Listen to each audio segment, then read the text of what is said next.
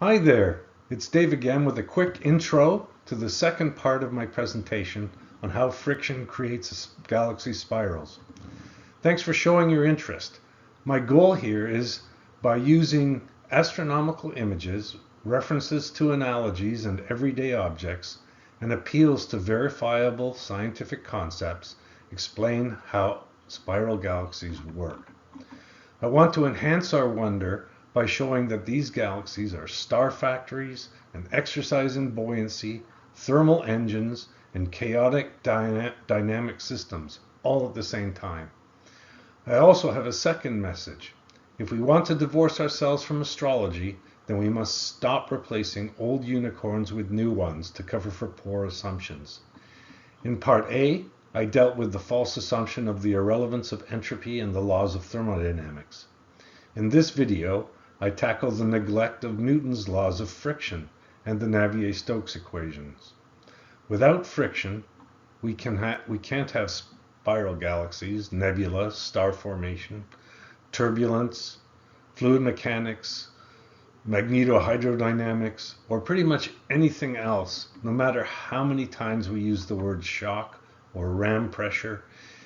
If we don't check our assumptions, we are in danger of painting a false universe with fake concepts and oversimplifications. I do understand that many of the questions of the universe are hard and that we have general relativity and all that to contend with in space, but we should not spoil it by making it unreal via poor assumptions and fairy tales. Other than that, let's keep it real and on with the show. That's where a lot of the scientific community is. So I'm going to go through the ingredients of a spiral galaxy. Okay. So what we need to contain our gas. So it's very simple. We need a sufficiently dense, sufficiently massive object in the center. Something in the center, condensed material, will hold all this gas together. Okay? Because just like that star formulation, the gas will just keep expanding if we don't have anything in the center. So for Andromeda, the mass of the galaxy, the mass of the gas that we've got around it, is about 1 trillion solar masses, 1 trillion times the mass of the sun. It's got a black hole of 100 million. So that's pretty big, it's pretty heavy. But it's only 0.01% of the mass of the gas cloud. So we don't need a lot of material there. Just got to be, 1/10,000th, is that?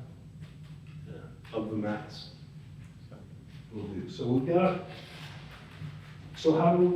what else do we need? Well, we can't have all the gas, we can't actually have it touching that black hole, because the black hole will just suck it in and then we won't have a galaxy at all.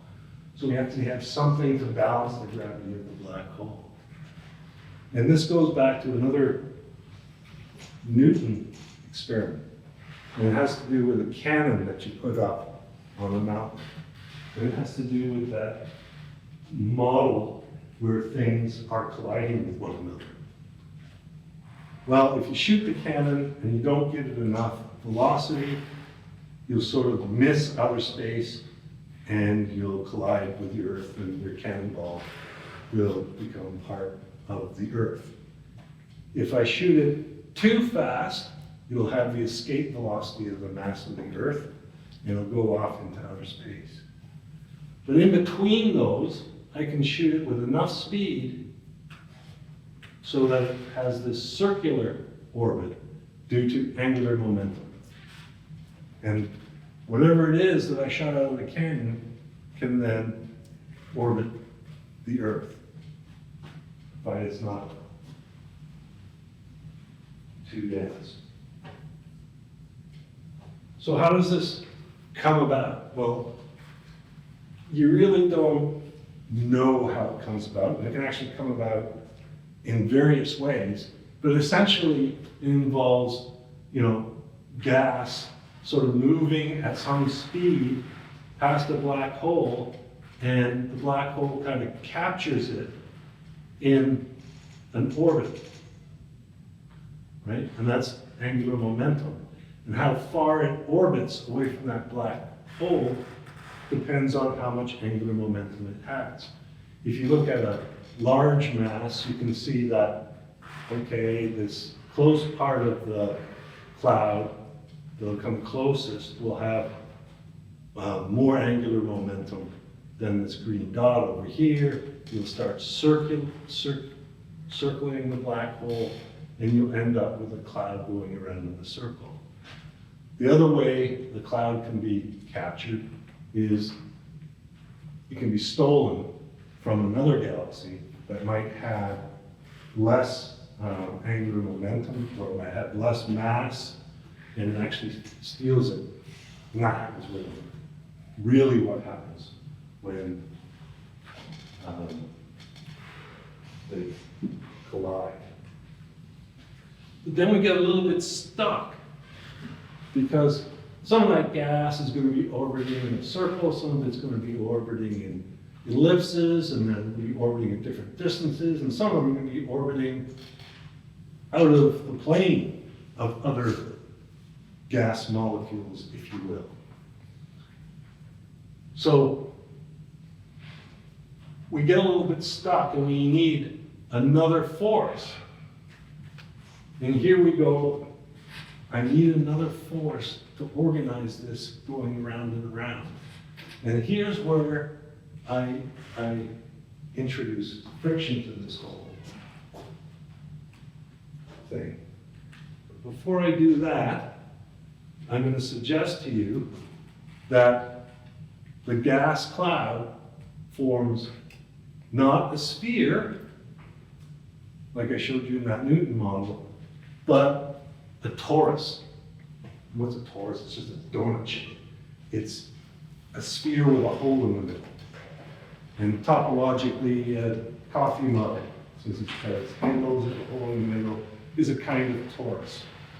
And it's got because it's not spherically symmetrical, it's got a gravitational field around it that's quite a bit different than a sphere.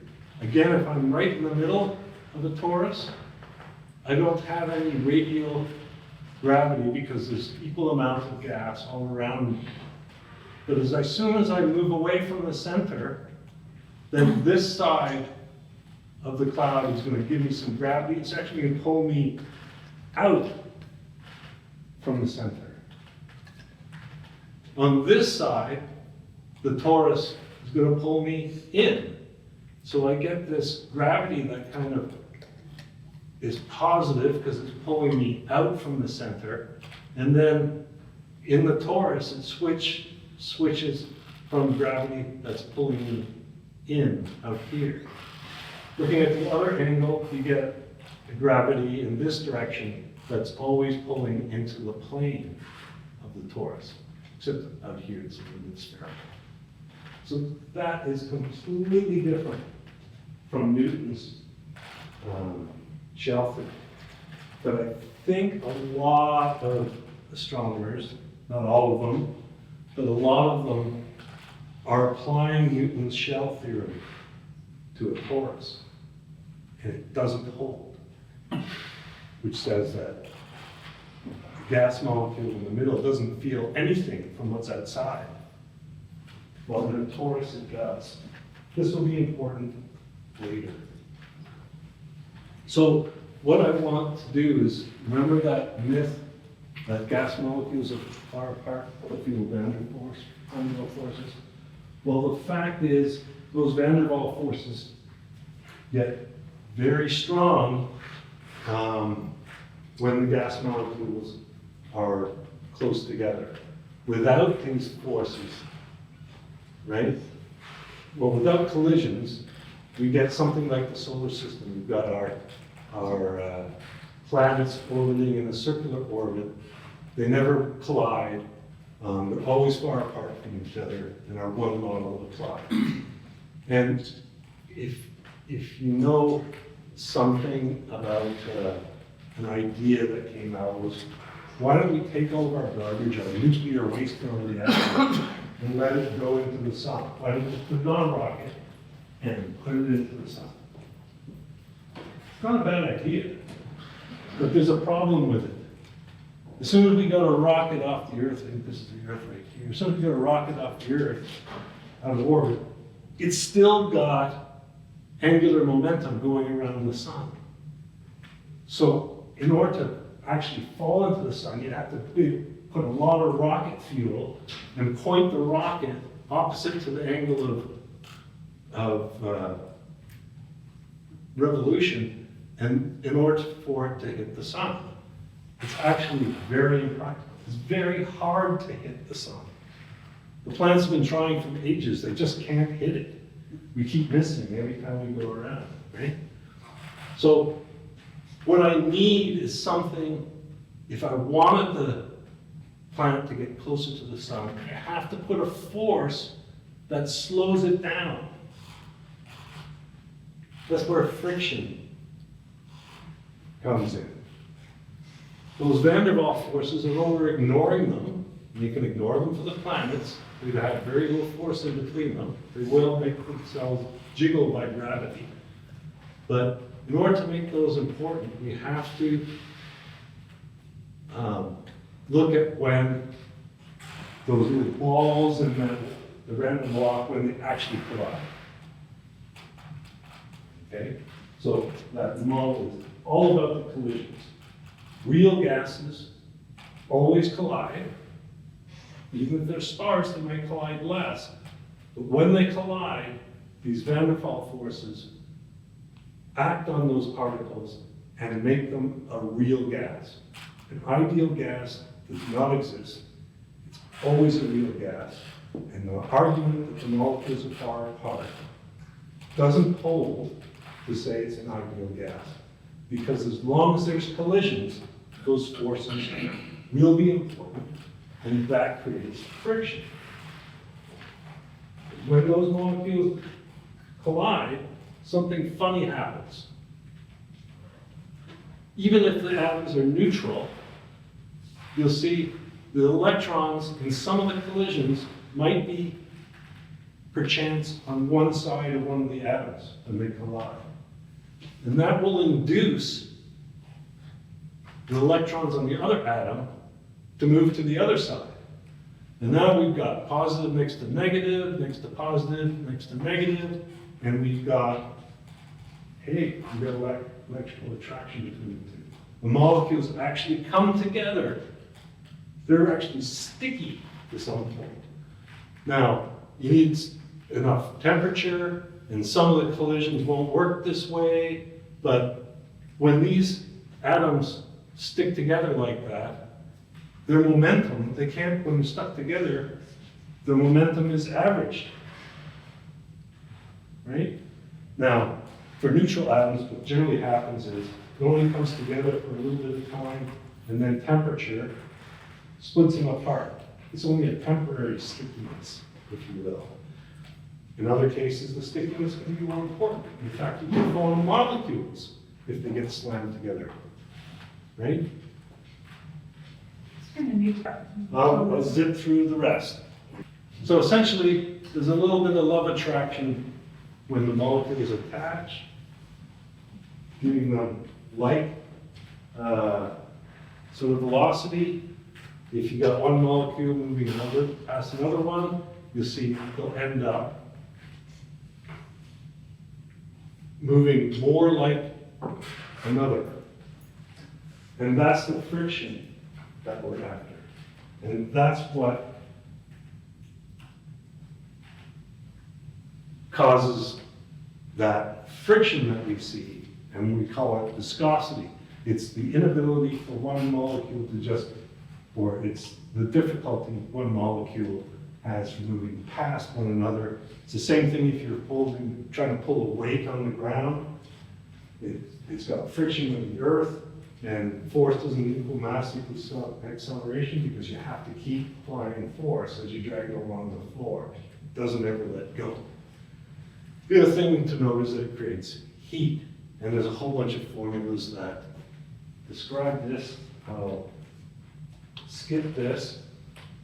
But one thing, when you got friction, is the definition of wind. Here's a couple of pictures I've taken of planetary nebula, which are the gas clouds that are formed when stars die. And actually you can see the effects of wind in space. What might have started off as a somewhat spherical object gets distorted. This is upstream in a galactic wind that's moving this way. In this planetary nebula, this is the skull planetary nebula, the flaming skull, the gases are moving this way. You get this shape is effective viscosity. You also get that dispersion back here because it actually scatters the molecules eventually. But there's wind in space. Here's a molecular cloud. Dispersion is far less in this place, but we see lots of tendrils being eroded off this molecular cloud, which is mainly H2, if you remember, is being eroded by a wind going in this direction, made out of hydrogen atoms, not hydrogen molecules. The dust likes to stay for the dense, where the gas is dense. I won't go too much into that. But that's why what we're actually looking at is the dust. But the dust is, H2 is actually invisible, so we figure out where the hydrogen really is by where the dust is. So now we've got friction and viscous drag to make our galaxy. So friction doesn't allow the differential in two concentric disks as they would rotate in a galaxy or something. And we can measure how much friction there is between disks rotating at different speed and then assign a viscosity. I did tell a fib that it was a torus, but it is a torus, but it's more like a disk because we organize all the orbits in a round circular way with a little hole in there. If the hole collapses, then material will fall into the star, but there we go. There are some galaxies that look like a torus. And here's one, we call them ring galaxies. Right? Going back to that gravity is very important. I'm going to skip this part. But if I've got a pendulum, maybe I should, no, I'm going to skip this part. A spiral shape is what you get when a pendulum has a friction force on it. I don't know if you can see this on the board. If you can see this on the board, it's how a pendulum swings with no friction. Basically keeps swinging forever. If I make this the distance, plot that, versus the speed, and I start my pendulum at sort of this side, it will make a circle as it gains negative speed as it swings back this way, and then that'll be converted back into potential energy, and it'll end up over here, and then it'll start to swing backwards, it'll get some velocity in this direction, and it'll come back here. If I make it have friction and start it back over here, you'll follow this, but friction will take a little bit of the speed away, so when it gets back to the other side, it won't get as high as it did in the frictionless case. Then it'll swing back this way, and now it may only get here, it'll only get this velocity, and then it'll go up here, and then it'll form a spiral, and end up in the middle. So in nonlinear dynamics, friction, you see spirals all over the place. You actually see it in viscous material. When turbulence occurs, you'll see these little spirals form. The left is a picture of a star forming. The right is a picture of black holes, right as an artist's conception of black holes with material falling in a spiral pattern in onto the protostar on the left or a black hole on the right. They're essentially the same process. Different scales, different substances, different things, but it doesn't take to a genius at saying the same forces are at play. Angular momentum, spirals, and gravity and friction are at play in both of those processes. And astronomers will admit that, okay? But in your frictionless, even if you admit to friction, and this is a really good slide, because it says, if I want to slow down, A moves, the disk at A, the center disk, if it moves faster than the ring at B, it will try and slow down, B will try and slow down A, and A will try to speed up B to make them consistent, right? That's the friction. So this means that angular momentum is transferred from A to B. That'll make the disk at A move in, and it'll make the disk at B, it'll try and move out, and it'll try and separate from one another. And what that does is it'll make that separation, unless there's a disk C further out, that slows down B, and on we go. The only thing I didn't like about this slide is it skips the part that heat is created. It says this is the process. And that's why astronomers don't really like this particular process.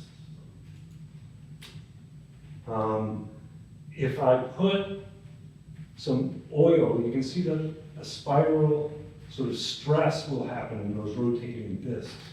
Now, if I put a little oil in between at those stress lines in a spiral, the spiral will open up.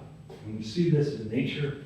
I'm going to show a couple of pictures of flowers opening. What the flowers do is they put some air in between the petals that are wound up in a spiral, and that sort of lubricates the surfaces between the petals, and the flower can just open up. So the astronomy argument against this sort of model is that they say, okay, if I put stars in the galaxy, the first mistake is they define the galaxy arms by stars. They say, okay, Dave, you're saying the galaxy moves like this on the left-hand side. But the stars don't have any viscosity.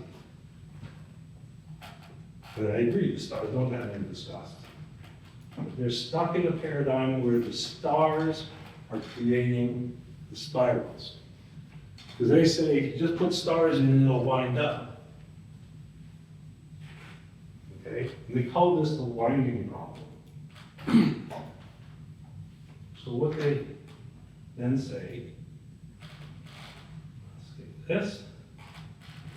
They say, this is made up, this is something called density wave theory. And they suggest that those spirals aren't real. They're really these gravity waves caused by stars ending up in a traffic jam. It's sort of I don't like it. Instead, and I sort of said, okay, well, I'll run with this and say, okay, they're gravity waves, but that should end up with something called an Archimedes spiral, and I can show that the gas molecules within a spiral are not actually orbiting the center of the galaxy. They are material, and I'll show that in a second, but a free body diagram shows that they can exist without winding because the individual molecules are not orbiting the center of the galaxy, as you might think. Second, things like this galaxy here, it has parts of its arms that are sticking straight up out of the galaxy. Now, without going into explaining how this can happen in a friction world, it can't happen with the gravity waves. They're not, they have to be parallel. If they existed, they would have to be parallel. Instead, a spiral pattern is better explained by just saying they are different phases. They are hydrogen existing in different phases. They have different viscosities. Those arms have high viscosity. H2 is a bigger molecule. It has more van der Waals forces. It's got higher viscosity than the lubricating agent, which is the individual hydrogen molecules in the outside. They both show the same thing. We can see those two phases interacting in areas where stars are falling upon the molecular cloud. The stars are actually making, I'm going to skip these, those are pretty diagrams. The stars are actually making H2 going to H+. I'm not going to go through this, but it's on the video. If we go to a hurricane, we can see the same things happening. Hurricane's a spiral. It's got two kinds of phases. It's got a wet, water-rich component, and it's got a dry gas that's heavier, it's colder, and it circulates, the wet, warm gas circulates up from the ocean, and then it cools off, and lets off all its water, and it drops down. So heat is driving a hurricane. Different phases form a spiral. The exact same thing, a little bit different configuration than a spiral galaxy. And I'm just going to get through this next series of slides because it puts it all together. A galaxy is really a pump. We make pumps, and not by accident. We didn't look at galaxies to make a pump. We actually made a pump so that it would be most efficient. Now, if you bear with me for a second, the white arrows represent the gaps in between the galactic arms. And as the arms turn, it actually pumps that gas to the outside. In the case of the pump, those arms are made of steel. In the case of a galaxy, those arms are made of that H2 spiral material. Force, opposite direction, steel can resist it, but gas can't. So the spirals are actually gas moving in towards the center. So we've got H2 gas moving in towards the center. I've taken the motor away, and I've replaced that with a black hole. Okay? And that's how it goes. Hydrogen that's formed from H2 by the stars in the galactic arms enters the gaps between the arms and actually expands because it gets heated up by the stars and drives the whole turning of the thing. That's the engine of what's going on. So it's the energy that's given off when hydrogen molecules are turned into hydrogen atoms. The energy that's absorbed from the stars that turns into hydrogen atoms.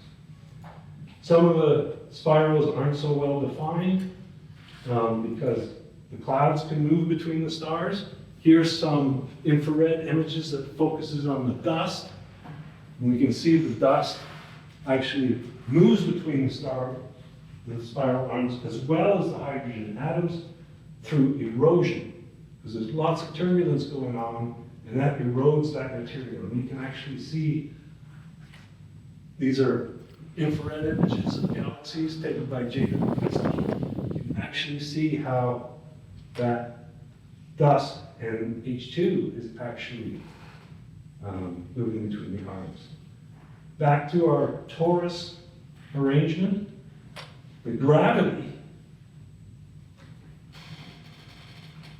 actually can be made by a series of concentric toruses. Here we go. thought my hand was heating up. Concentric toruses can make the gravity periodic with radius. It's actually periodic in the angular direction, too. Now, indeed, the stars don't have viscosity, totally agree. But the stars are subject to the gravity that the galaxy creates.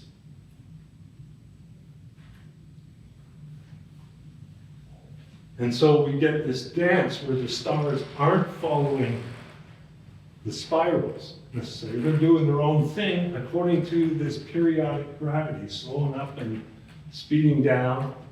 And so they're actually not really flowing the gravity. They'll feel hard gravity, heavy gravity, or lots of gravity when they're in proximity to the arm, and they'll actually move in with the arm, just not along the spiral.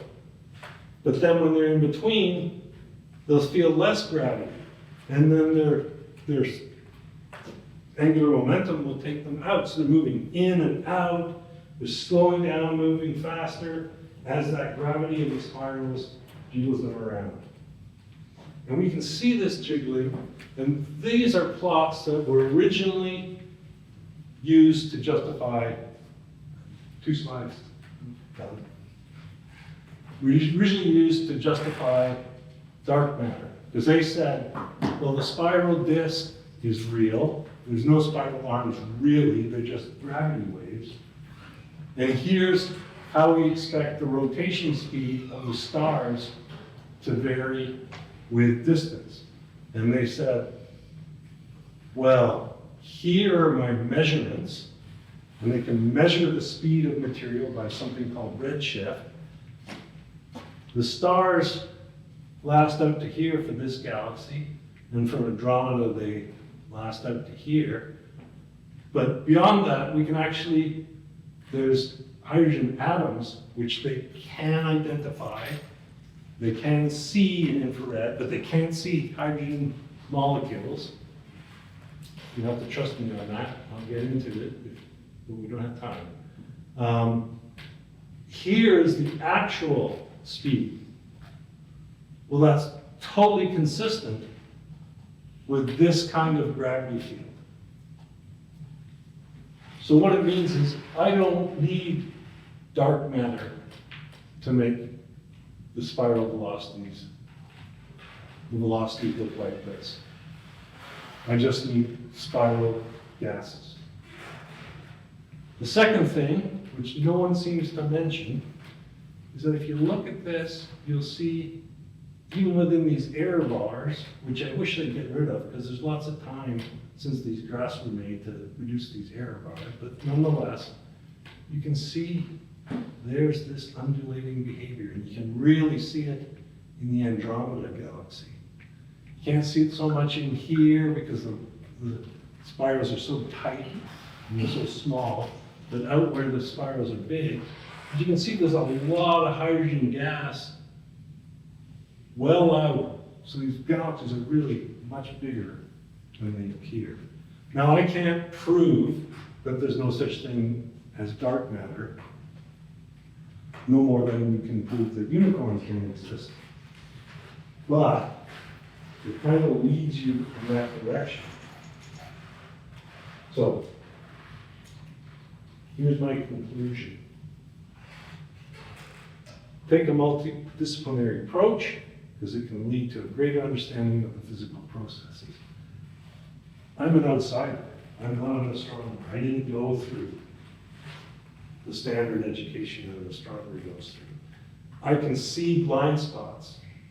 Not that I'm smarter, it's just that I come from a different perspective, right? Always use your mind because simulators can't hold these multiple universe views at the same time, right? And if you're able to hold multiple views, you can slay unicorns and turn them into black swans. Thank you so much for your patience. Sorry to keep you over time. let's have some fun over it.